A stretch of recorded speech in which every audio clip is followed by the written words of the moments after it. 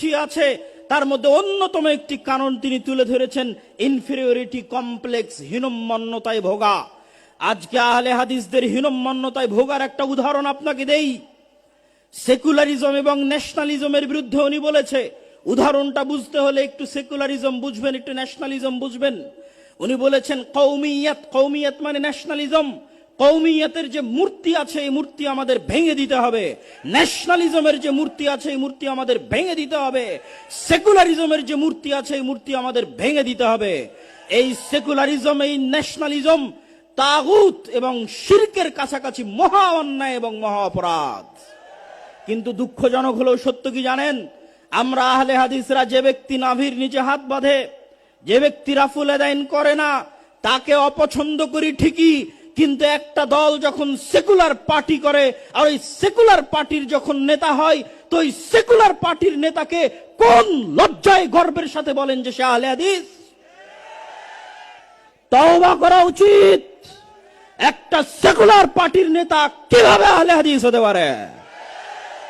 আজকে আহলে হাদিসদের হীনম্মন্য মনোভাবের সবচেয়ে বড় প্রমাণ হচ্ছে কোথায় কোন ছাত্র নেতা, কোথায় কে আন্দোলন করলো, তারা সেকুলার, তারা লালনবাদ, অথচ আহলে হাদিস আলেম গর্ব করে বলে যে তারা উমুক আহলে হাদিসের উমুক। নাউজুবিল্লাহ মিন যালিক।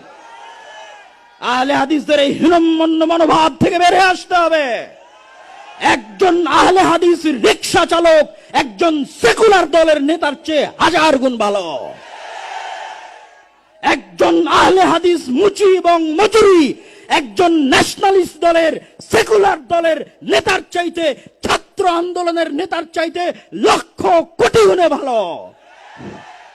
অথচ আহলে হাদিস আলেমের সন্তান যখন প্রধান উপদেষ্টার দরবারে গিয়ে নিজেকে আহলে হাদিস দাবি করে, তখন কেন গায়ে জ্বলে? আমি কি নিজেকে আহলে হাদিস দাবি করতে পারি না? আহলে হাদিস কি ব্রাহ্মণ্যবাদ, যে নির্দিষ্ট একটা গোত্র, নির্দিষ্ট একটা দলের জন্য সীমাবদ্ধ থাকবে? পৃথিবীর আশেপাশে কোণে, উত্তর থেকে দক্ষিণ, পূর্ব থেকে পশ্চিম, যেখানে যারা কোরআন এবং সহিহ হাদিসের মতবাদের উপর অটল থাকবে তারাই আহলে হাদিস। আল্লাহু তাকবীর, আল্লাহু তাকবীর। আব্দুর রাজ্জাক বিন ইউসুফ কোনদিন বাংলার মাটিতে শিরক এবং বিদআতের সাথে আপোষ করেনি। আব্দুর রাজ্জাক বিন ইউসুফের সন্তান হিসেবে যদি কোনদিন শিরক এবং বিদআতের সাথে আপোষ করতে হয়, দাওয়াতি কাজ বন্ধ করে দেব, তবু শিরক এবং বিদআতের সাথে আপোষ করব না। এই আপোষহীন মানসিকতার নাম আহলে হাদিস।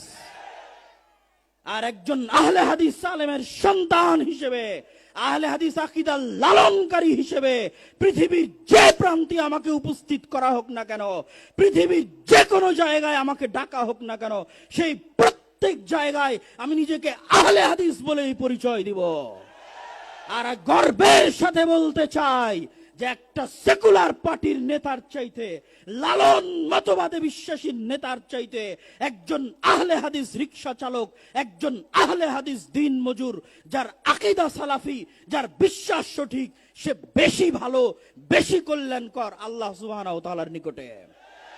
অতএব আহলে হাদিসদেরকে আপোষকামী মনোভাব থেকে বের হয়ে আসতে হবে।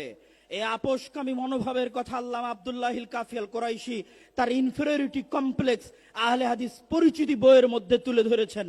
সম্মানিত উপস্থিতি, আহলে হাদিসদের আপোষহীন হতে হবে, নিজেকে নিয়ে গর্ব করতে শিখতে হবে, আহলে হাদিস জাতিকে নিয়ে গর্ব করতে শিখতে হবে।